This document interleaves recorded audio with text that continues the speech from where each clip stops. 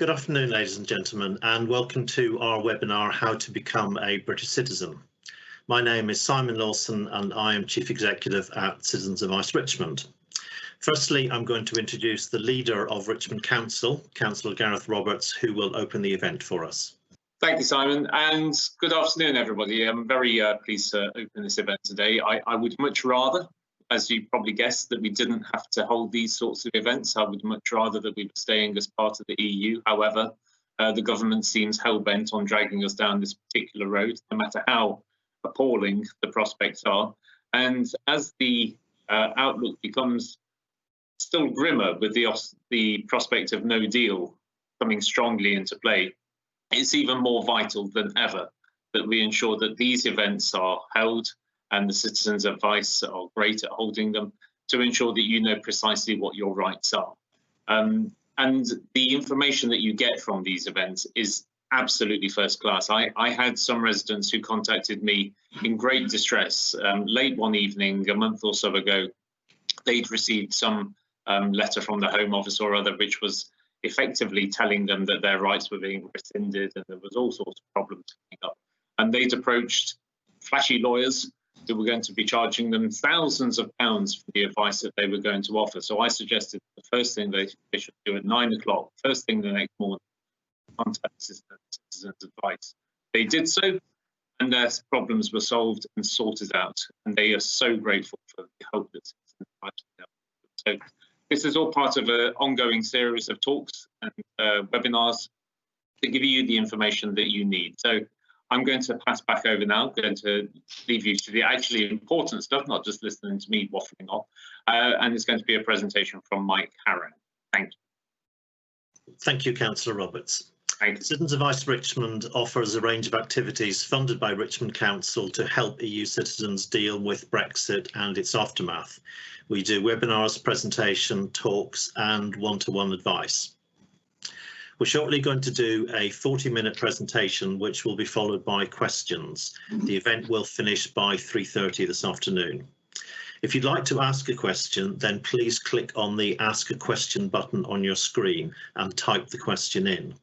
You can ask at any time throughout the presentation, but we'll answer them all together at the end. Unfortunately, we might not be able to answer all the questions in the time we've got, but we'll try and get through as many as we can.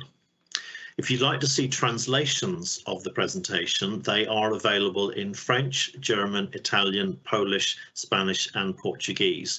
You need to turn on the captions and then you can then select one of these languages, which will be translated for you on the screen.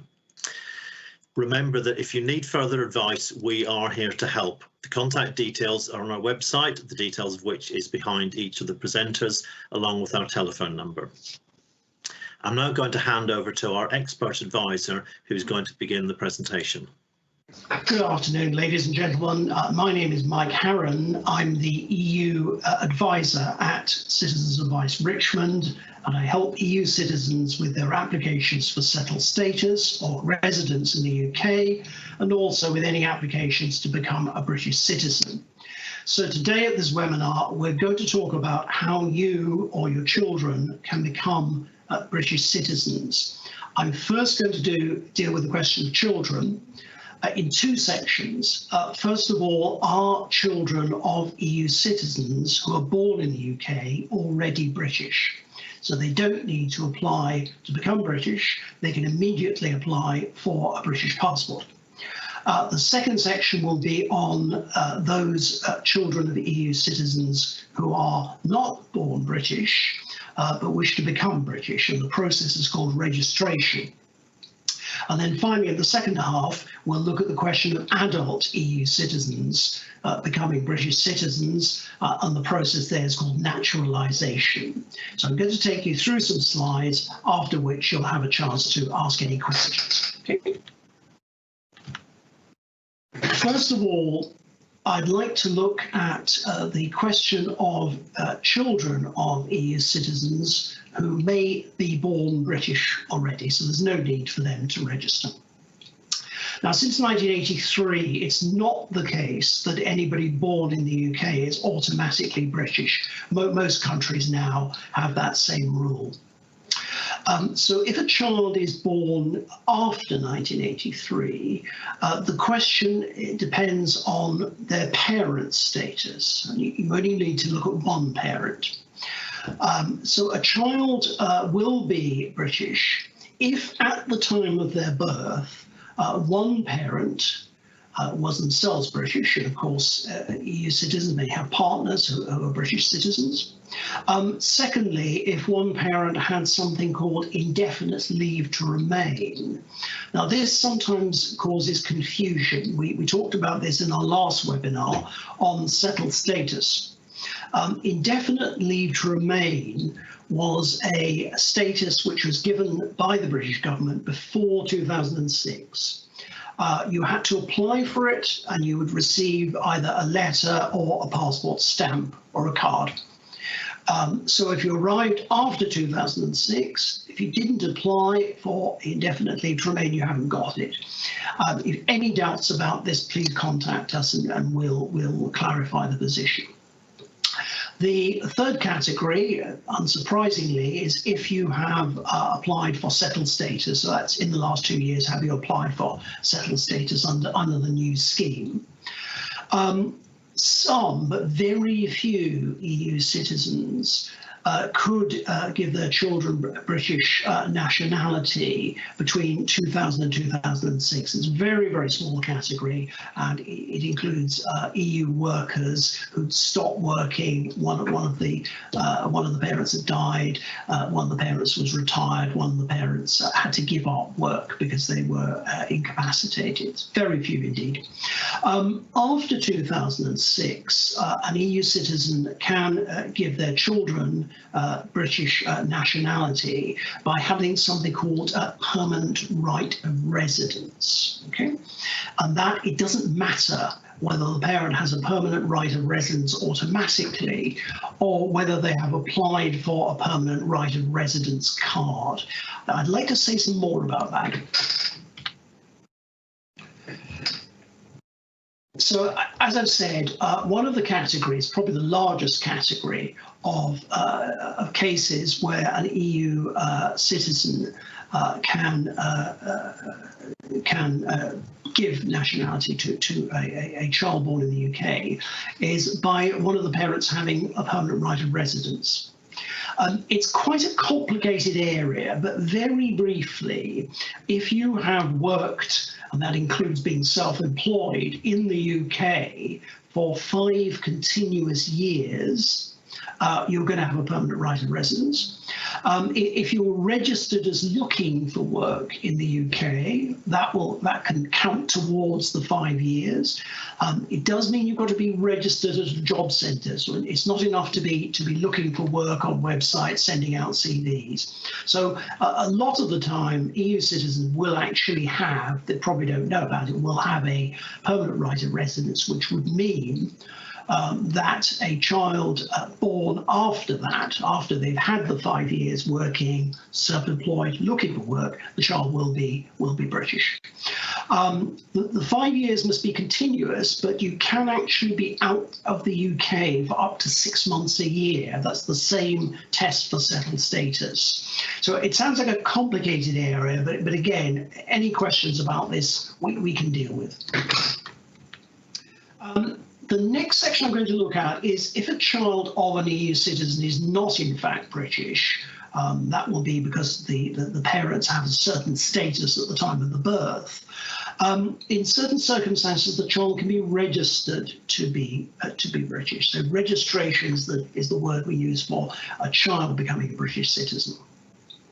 There are 2 categories. The first category is if the child is born in the UK and is under 18, so it's still a minor, and the parents, they don't have the status in the UK at the time of the birth, but they later on obtain some formal status.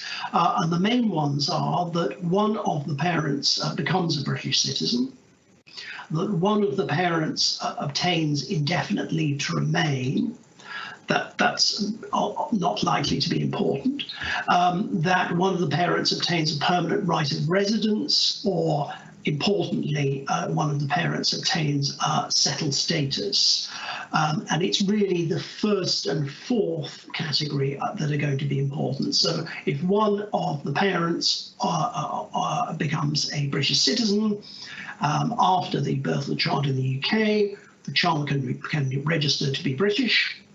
And fourthly, because EU citizens do have to apply for settled status before June next year, as many of you will know, if one of the parents applies and obtains settled status, then the child can apply to be British. Now, we've received a lot of inquiries in this area in the last, particularly the last 9 months, and it's important to be aware that there is a very large fee, over £1,000, £1,012, to apply for registration. Now, there is a court case challenging this fee. It's not clear whether the courts, if it's successful, will say that the fee should be abolished or the fee should be reduced. Due to COVID, the courts have been closed, but we now hear that the court will hear the case on the 6th of October, in a month's time. The decision is not likely to be immediate. It might be a month or two after that. So our suggestion is, unless you particularly want to apply now, that you actually wait and see what the outcome of the court hearing is. The one category where this will not be possible is if your child is approaching 18, because this court case is only about the fee for children. So if you've got a child of 17 and a half, go ahead. We can advise you when we have more information. You can join our email update. I suggest if you're in this category, perhaps contact us at the end of the year, maybe 6 weeks after the court hearing, sometime in December. Now, there is another category of children who can apply for registration. And that is where a child, again, was born in the UK. In this case, the child doesn't have to be under 18. So it could be a child of an EU citizen who is still a minor or is now themselves an adult. In this case, the child must have lived in the UK for the first 10 years of their life, not be out of the UK for more than 90 days, approximately 3 months in any year, any of those years. And again, there is the same fee of £1,012. There's a slightly higher fee for adults applying. Again, it's exactly the same court case, and if you're in this category, you might consider awaiting the outcome.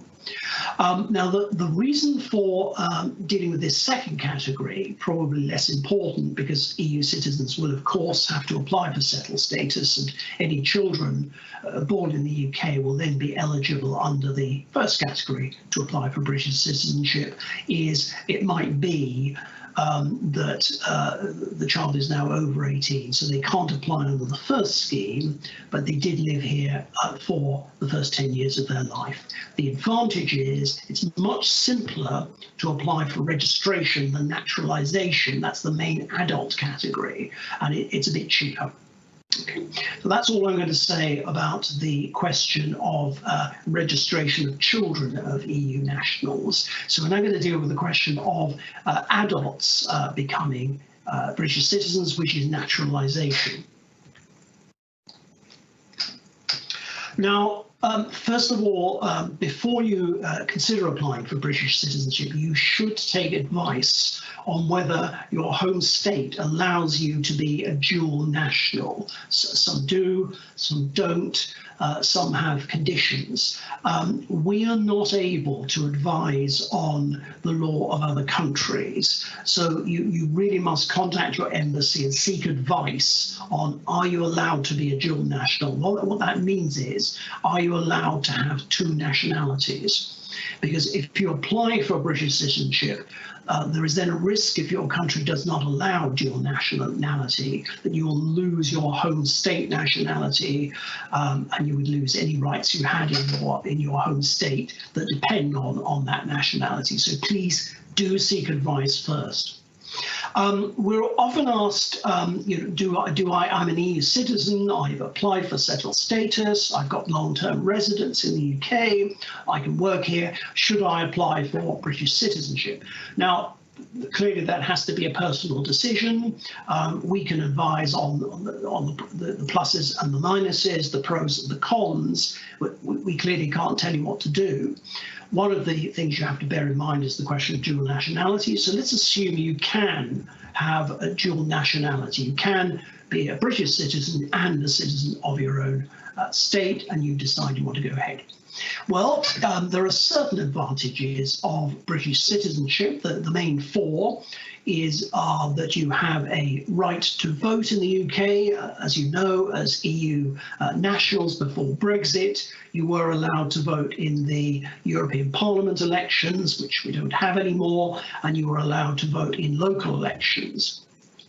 There has been some discussion about allowing EU citizens to vote in the UK in some or all elections, but at the moment the law has not changed. So at the moment, EU nationals cannot vote in the UK. So that's the first point you might want to consider. The second point is, as you probably know, settled status or long-term residence in the UK is lost if you leave the UK for a continuous period of 5 years. It's a long period, but you might want to return to your home country. You might have be looking after elderly relatives, etc. British citizenship is not lost by any period of absence outside the UK. So that's the second advantage. The third one, and we've had a number of inquiries from young people and their parents, is to join the UK Armed Forces, you must have a British citizenship. There are certain exemptions, but they don't apply to EU citizens. Okay, they apply to citizens of what's called Commonwealth countries, so that won't affect EU citizens. And finally, for most jobs in the UK civil service, the government service, it is necessary to have British citizenship. That doesn't mean you have to have British citizenship to work for a local authority, a school, the NHS, but to work for a central government department, you would normally have to have British citizenship. So those are the main reasons you might want to consider applying for British citizenship as an adult.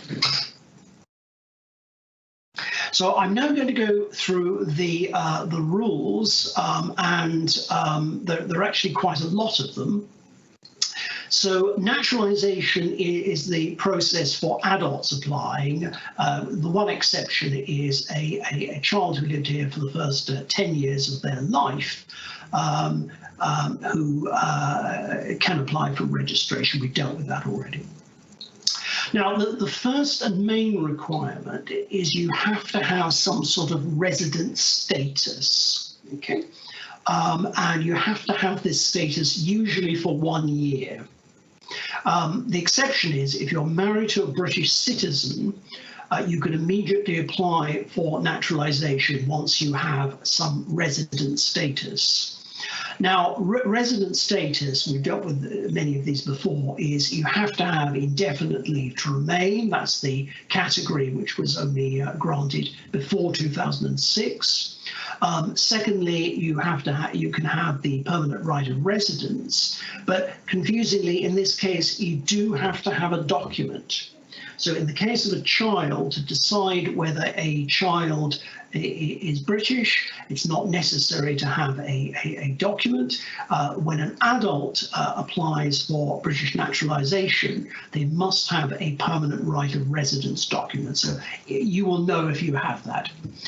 And then the final category, of course, the most common now, is settled status. So if you apply for settled status, you get your decision, you receive your email, it confirms you now have permanent residence in the UK. You can then apply for naturalisation, but in most cases, you will have to wait 1 year. It's only if you're married to a British citizen and that means a British citizen at the moment, not a former marriage. A marriage that's ended in divorce, then you can apply immediately. You have to intend to live in the UK. So the form will ask you about this. So if your intention is to apply for British nationality and then permanently or for the foreseeable future to live outside the UK, you won't receive British nationality. That rule doesn't apply if you're married to a British citizen. The application is online, and it's a form called an AN form. We can send you these details if you apply to us. There is a fee which is higher than the fee for registration for children. At the moment, that is £1,330, and these fees are usually adjusted on the 1st of April each year. There are two tests that anybody applying for naturalisation must go through. The first is a Life in the UK test, which asks questions about the UK and its history and its politics, etc. And there are courses you can attend to prepare for the test. You do not have to go through the test if you're over 65 or you have a long-term medical condition. Long-term medical condition, there's no, it's not defined in the law, but again, we can advise on this. It's likely to be something serious and certainly not something that is likely to affect you for a short period. The second test you have to go through is an English language test, and again, exactly the same exception applies. So if you're over 65 or you have a long-term medical condition, you do not have to pass an English language test. Now, there are two exceptions. If you have a university degree which was taught in English. Now, that's not an English degree. It's not a degree in the subject of English. The degree has to be taught in the English language. Okay. The second point is that a national of an English-speaking country is exempt, and this will only apply in the case of citizens of the Republic of Ireland. So that exception will not apply to the vast majority of EU citizens. There are a number of other tests you have to go through. You have to have something called good character. Now, this is a complicated question. I just dealt with an inquiry before we started this webinar. I'll just say a couple of points on this. It's difficult to go into a great deal of detail because everything will depend on particular circumstances. So 3 points to make are something called the Rehabilitation of Offenders Act does not apply. Now, some of you in applying for jobs may have found that you do not need to declare any convictions that you have or friends have because of the length of time that has gone by. So that exception does not apply. You have to disclose all convictions in this country or abroad. That's the same for settled status. There is some guidance on what things are taken into account. It's very, very long. It's 53 pages. We've given you the link, but you might find it easier if you have any worries on this point to contact us. We'll look at your individual circumstances, look at the guidance, take any specialist advice we need to take, and then advise you whether you're likely to have any problems. One point which is raised very often, the countries that entered the EU from Eastern Europe, 8 at one time and then later 2, initially in the UK, nationals of those Eastern European states had to what's called register under the worker registration scheme. Now, this is complicated. We don't need to worry about it too much because the advice we have is that if you didn't register and you were working in the UK, the Home Office, our immigration department, will not worry about that. So please don't worry about that if that's the only question you have about good character. Now, a bit more about naturalization. Probably the most difficult bit. In addition to having to have a legal resident status, indefinite leave to remain, the permanent right of residence with a document, and of course settled status, and usually have to wait 1 year, you also have to be what's called lawfully resident. Usually for 5 years. It's less time for if you're married to a British citizen, it's 3 years. And in addition, you have to be physically present in the UK on the 5 years or the 3 years anniversary before the application. So I'll just go through those again. So in addition to having some sort of legal status, long-term status now, you also have to be lawfully resident for 5 years, usually 5 years, unless you're married to a British citizen previously.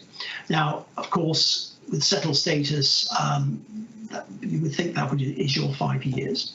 The second point is that you must physically be in the UK, so not on holiday abroad, on 5 years back from the date of the application. That point is often missed. It sounds silly, but many of these rules, the government can use its discretion for legal reasons. That's one where they can't. So it's really important you check you are not on holiday 5 years before the date of the application.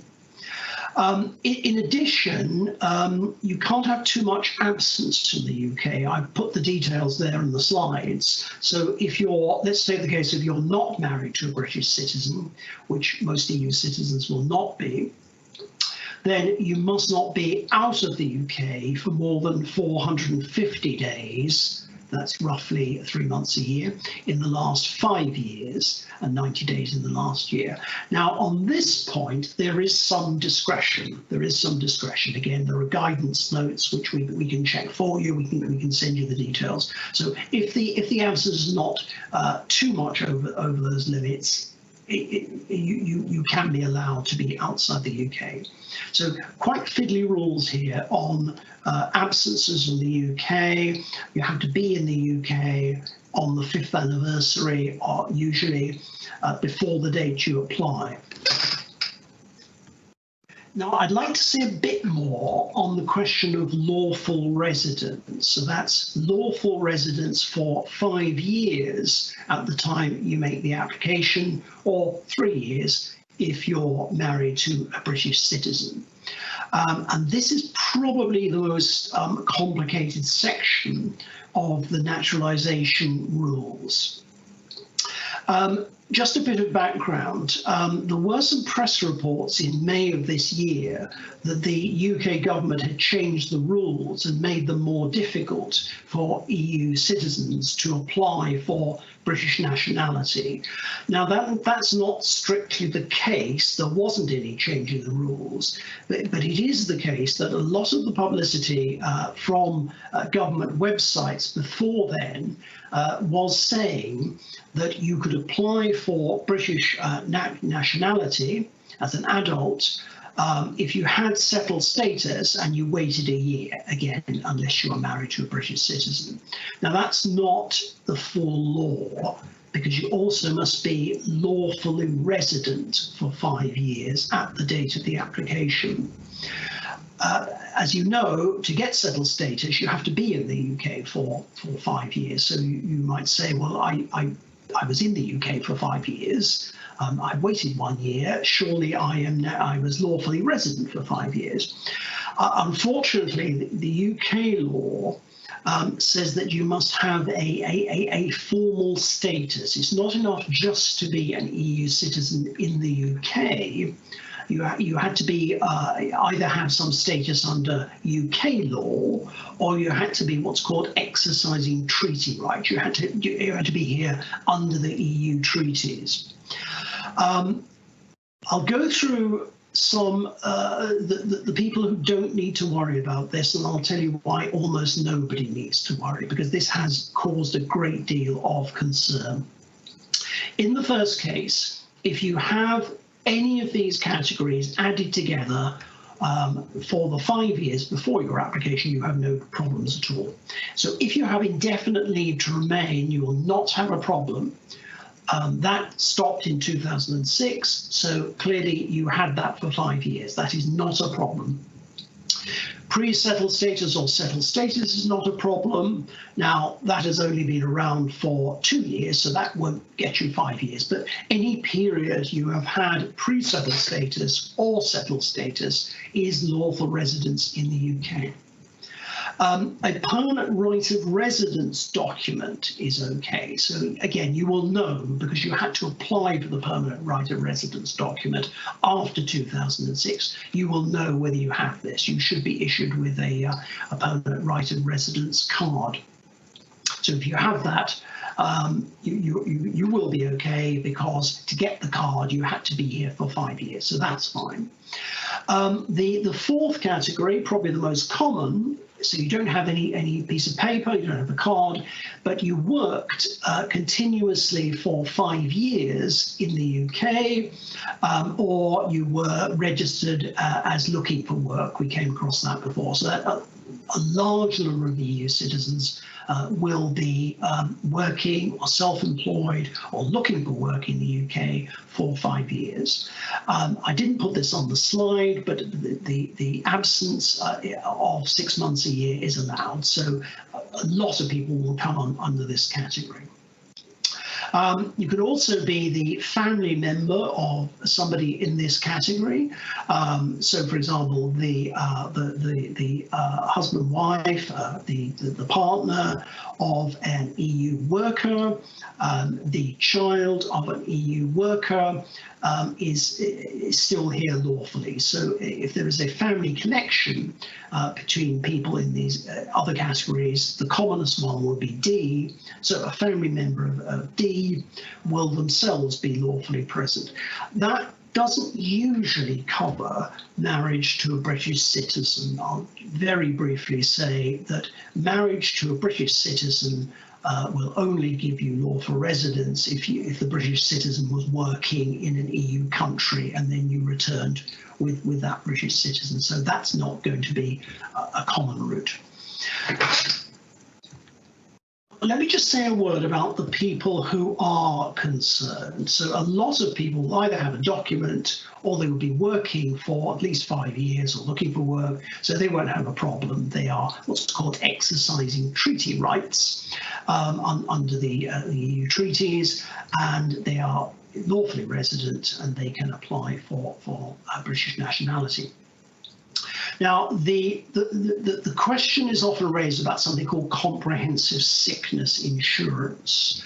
Some of you may have checked this, and you may find that if you're not working, you're supposed to have something called comprehensive sickness insurance, even though as EU nationals you can access the NHS. It seems very strange, but that is the way the law reads.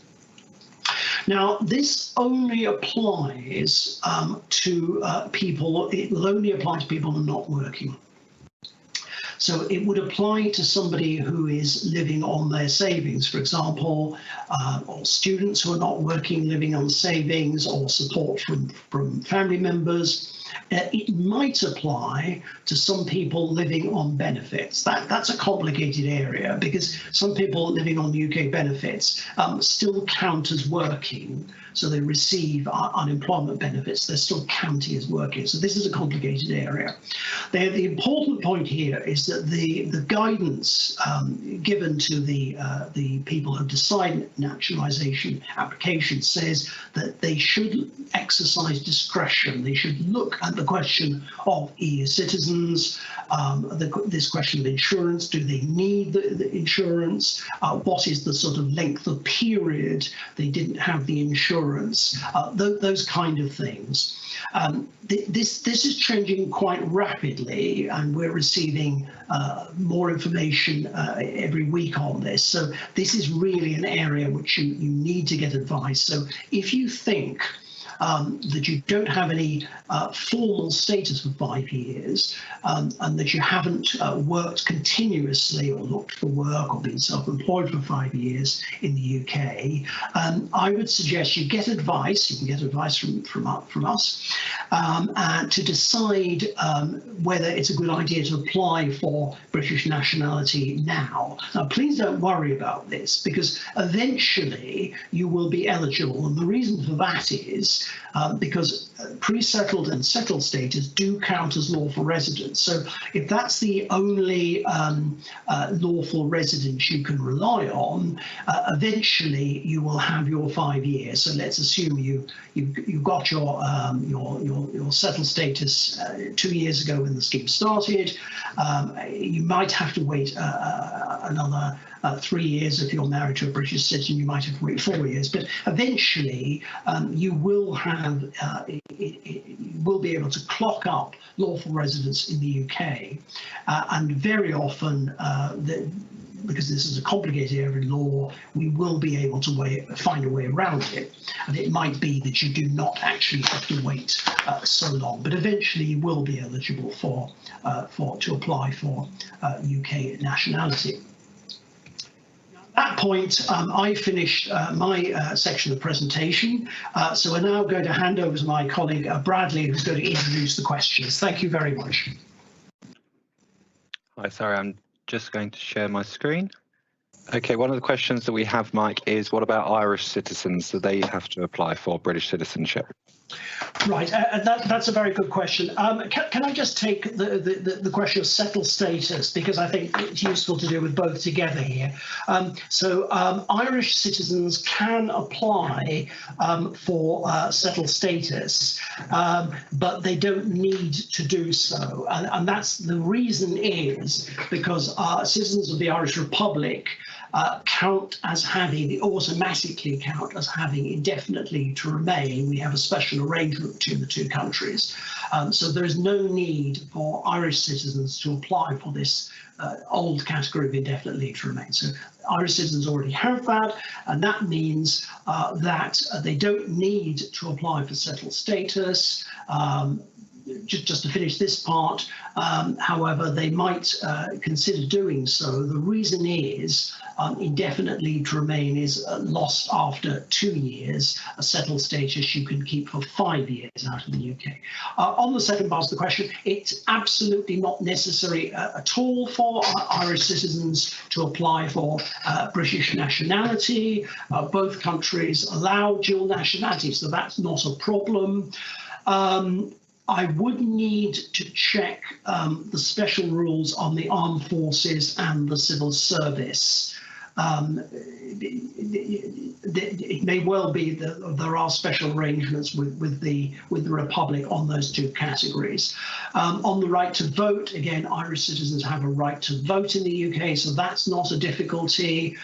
So the only two areas which I gladly, if you send an email to me from our form on the website, I will, if you want, check whether it's an advantage for Irish citizens who want to join the British Armed Forces or the British civil servants, whether they have to apply for British nationality. But unless either of those apply, unless you're concerned with those, absolutely, there's no, Irish citizens do not have to apply for British nationality.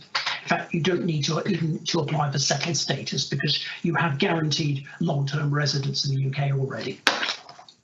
Thank you.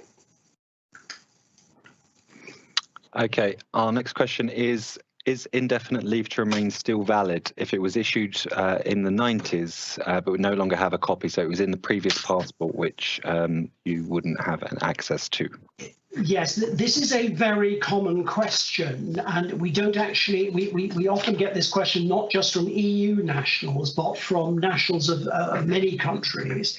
The problem before computerization is that the UK and other countries gave immigration decisions which were passport stamps. And these things were in old passports.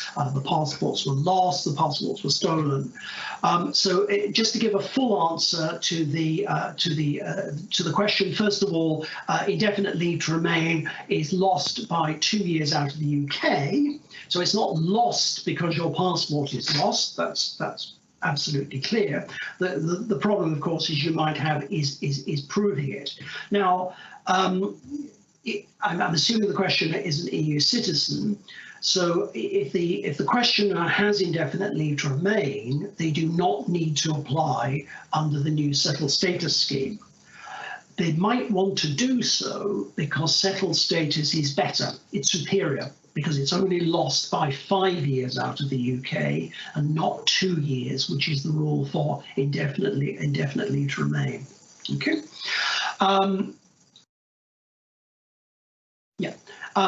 Right, now let's assume that the questioner doesn't want to apply for settled status. They want to just rely on the indefinite leave to remain. There is a process for obtaining a replacement, to getting fresh proof of your indefinite leave to remain. I haven't produced the link today because it's not really relevant to the training, but if the questioner could fill in our email form on our website, I will give them the link. It's a very simple process, but there is a fee. I think it's about £200, and you basically set down, when did you lose your passport, when, other details. So it is possible to get replacement to prove you have indefinite leave to remain in the UK. Okay, thank you. Thank you. Next question is, what is the rule if you are born in a European country but to a British citizen and you've moved back to the UK but after the age of 18, have been living and worked here for 28 years? Okay. Right. Okay. Now this is actually quite complex. So first of all, the question was born in an EU country, so I'm assuming that they themselves are an EU citizen. If they were born in an EU country to British citizens, they may well be a British citizen themselves. Now that depends on the status of the parents. They are likely to be already a British citizen, but it depends how one or both of the parents obtained British nationality. The question about being over 18 isn't really relevant. I mean, either the questioner is a British citizen or not, and again, the question of studying and working here is not relevant. So there are really two issues. First of all, the questioner is almost certain to be an EU citizen or maybe an EU citizen, in which case they can apply for settled status up to June next year. The questioner may be a British citizen.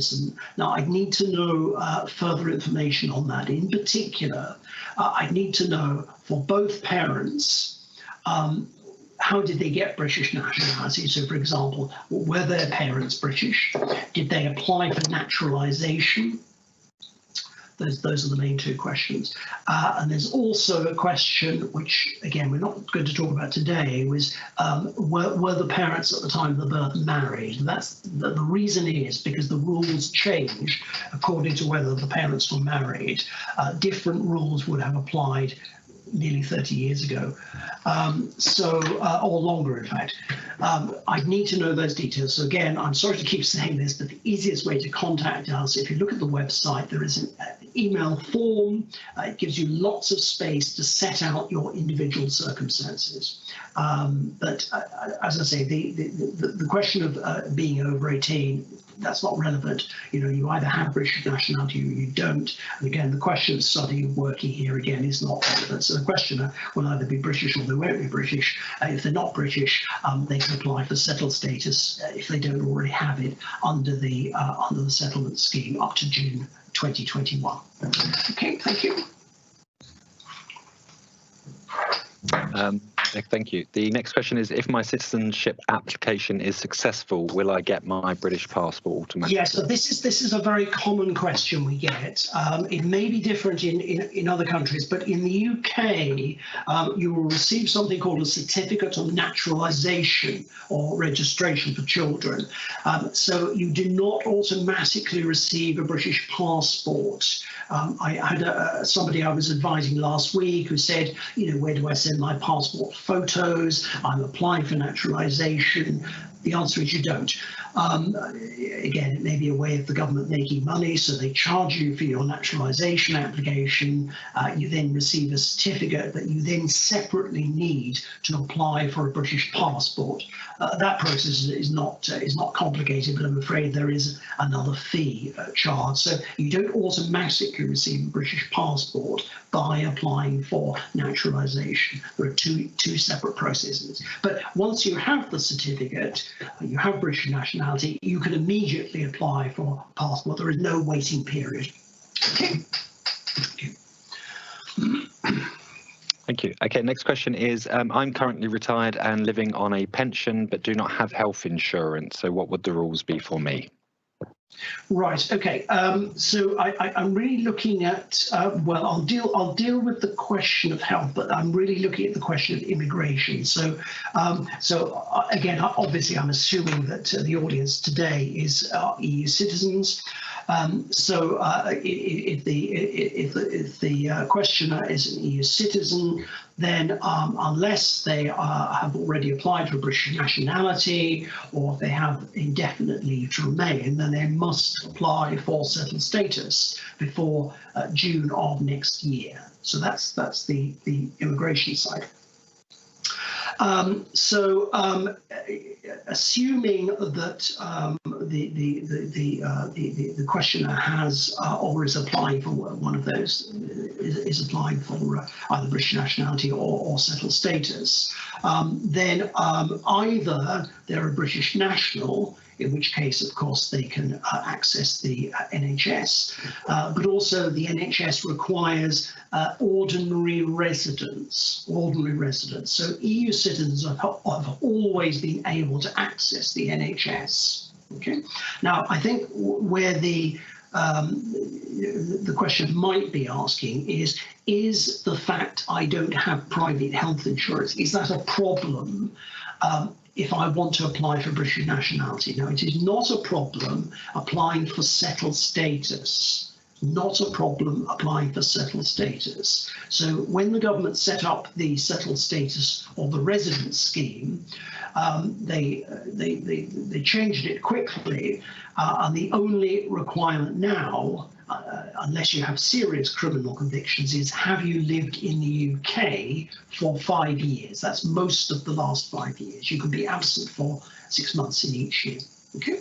Now, to apply for residence, to apply for settled status, there is no check on health insurance, absolutely none. So please don't worry about that. You can access the NHS.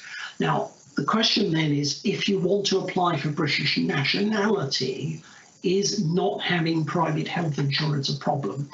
The answer is almost never.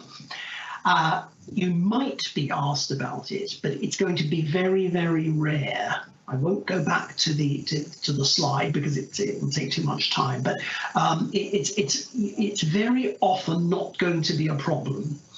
You might be asked about this, and the government are saying that they will, they will be generous about this. But so for settled status, just to summarise, the absence of health insurance is not a problem. Accessing the NHS is not a problem. To become a British citizen, most people, it will legally be not a problem. In a very small percentage of cases, you might be asked about this. But again, the government is saying that they won't, they're trying not to make this a problem. So I think, again, I am sorry to keep repeating, but nationality questions are difficult. So again, if any of you, I won't say this again, any of you have detailed questions, the problem with this typing format is we can only take some quite brief questions which don't set out your individual circumstances. So this would only be a possible problem in rare cases applying for British nationality, but it will not prevent you having access to the NHS, either because you have settled status or you have applied for British nationality. Okay, thank you. Thank you. Okay, next question is, I had indefinite leave to remain and have now also been awarded settled status, but I'm not married to a British citizen. How long will the naturalisation process take? Yes, now that's a very, very good question. So the questioner, when the question says they had indefinite leave to remain, so really, again, not totally clear, but that could be because of the way we had to accept questions with typing. So indefinite leave to remain is only lost after 2 years out of the UK. So if the questioner was not out of the UK for 2 years since they got indefinite leave to remain, they still have it. It doesn't matter if they've applied for settled status after that, they still have it. They might have lost it, and we can advise them how to get replacement proof. That's not a problem. So either they've got indefinite leave to remain, they're not married to a British citizen, so they have to wait a year, and then providing they meet the requirements, they can then apply for British citizenship. Now, let's assume they have lost the indefinite leave to remain. They spent time outside the UK for more than 2 years, but they've now got settled status. That's fine. So they're not married to a British citizen, they have to wait a year. Now, I'm sure the question is asking, and we get a lot of these inquiries, is how long will the process take? Now, the difficulty is that before March, the government had a target of making sure naturalisation applications were decided in 6 months. Obviously, things have changed since the end of March this year. Every government department is now warning you on their websites that everything is taking longer. So I'm afraid I really cannot answer this. It's very likely to be more than 6 months. I would be surprised if it's twice as long, but it is going to take many months. Your passport will be returned immediately once the government have seen it, but you have to be aware. I deliberately didn't mention this because it's not clear. I don't have a target at the moment, but it is very likely to take more than 6 months for your application to be decided. Thank you. Thank you. Okay, next question is, if you have settled status, do you still have to provide fingerprints, get biometrics, and complete the English test when applying? Yes. The reason, I mean, this is very simple. You see, the reason is because the naturalisation law applies to everybody. So even though the settled status scheme, which was for EU citizens, of course, didn't have any requirements for biometrics and for English language tests and for life in the UK tests, etc., and all these complicated rules. The naturalisation law, which is very old, 1983, it affects everybody. So it will cover Japanese citizens, South African citizens, American citizens. So I'm afraid, yes, they will apply. The exception, of course, is for most people, the main exception is the English language test. Again, over 65, long-term medical condition, you do not have to, but you will have to have the biometrics. Yes, sorry. Thank you. Okay, next question is, when applying as a family member of an EU worker who has been working for 5 years continuously, will I be asked to prove that I've had comprehensive health insurance? No, you shouldn't. The reason is, let me take the sort of simple example of a husband and wife, a civil partner, unmarried partners. You're supposed to have a card, but let me include them as well. And children under 21, so children under 21, not 18. So let me take those examples. It's actually wider than that, but those are the most common family members. Now, if you're a family member of an EU citizen, then you count here as, and they're working or self-employed or looking for work, but you're not. You can include their period of living here. So in the example we have of the question is saying applying as the family member of an EU worker who's worked continuously, will this sickness insurance be a problem? It will not, absolutely not. The reason is because the EU citizen has what's called a permanent right of residence, even if they don't apply for the document, because the permanent right of residence means 5 years working. That's what it means briefly. And if you are the family member of an EU citizen who's worked for 5 years, then you count as lawfully resident. Fairly silly, really, because nobody was asking you to leave, but it's a technicality, I'm afraid. So this worry that's happened since May, after all the press attention, please, in this category, not a problem, absolutely not a problem at all. Not a problem. Okay. Thank you. Okay, next question is, I have settled status, which was issued 2 years ago, but I'm confused as it refers to itself as both settled status and indefinite leave to remain. Is this enough for me to apply for citizenship, or do I need more legal proof that I have lived and worked in the UK for at least 5 years? Yes, thank you. This is a very good question.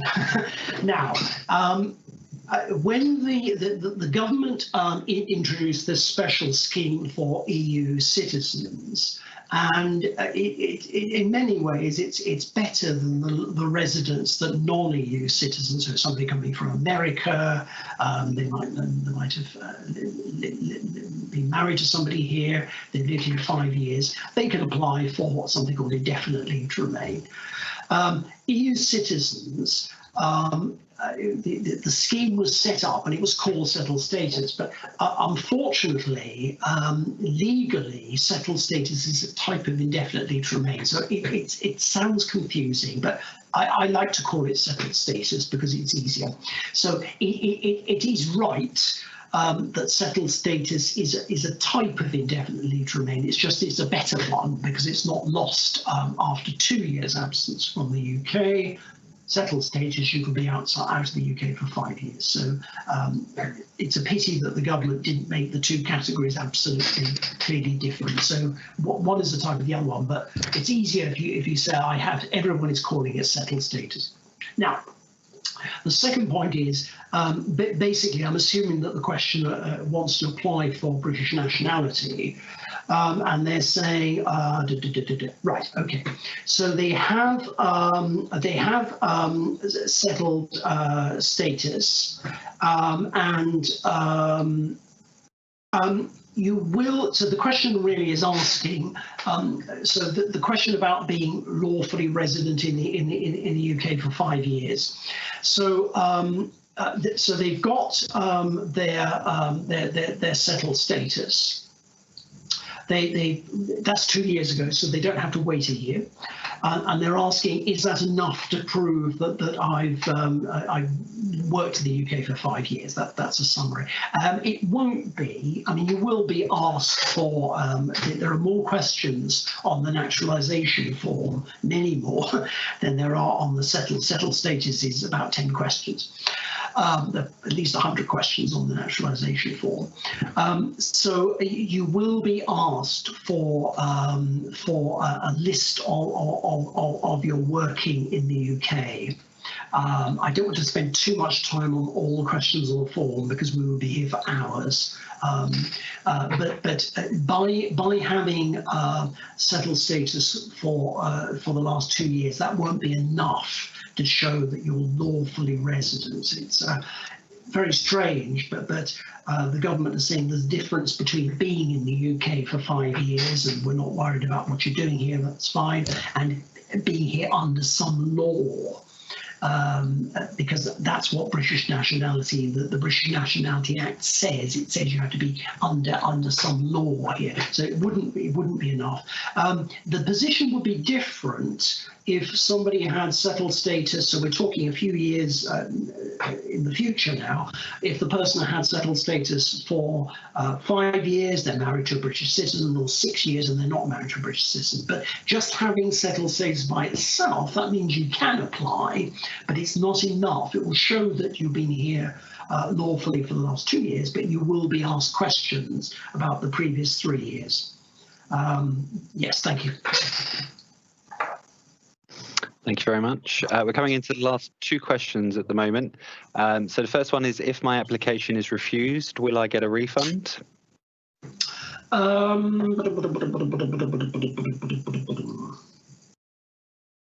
Mostly not.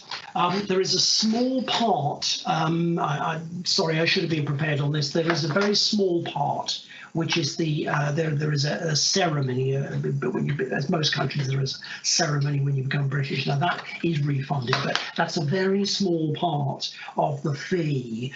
Perhaps I should say a word about this. People get very worried about the application forms. You know, that is something we would normally ask you to do the application form yourself, but you know, if you do want the form checked, unless we get too much of this work at the moment, we're able to do that.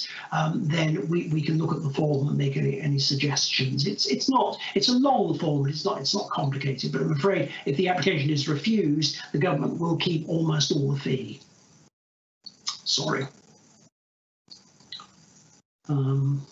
Thank you. Thank you.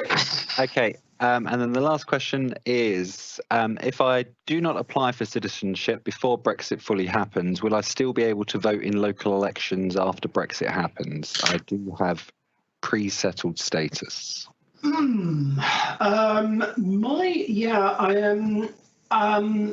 Yes, I mean, the point is that Brexit, okay, really is happened, but we have this transition. So really, it doesn't happen until the end of 2020. So the end of 2020, everything in the news is about trade.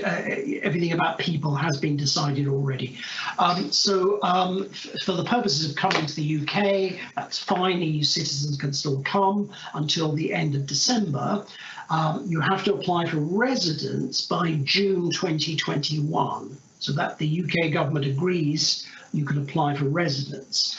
I'm not aware of, there were arrangements for this year, but I'm not aware of any special arrangements for 2021 or later. So at the moment, it doesn't matter whether you have settled status or pre-settled status or full settled status. At the moment, the position is that EU citizens will not be able to vote in local elections from the end of the year. Most of our elections are in May each year. It depends on which area of the country you're in.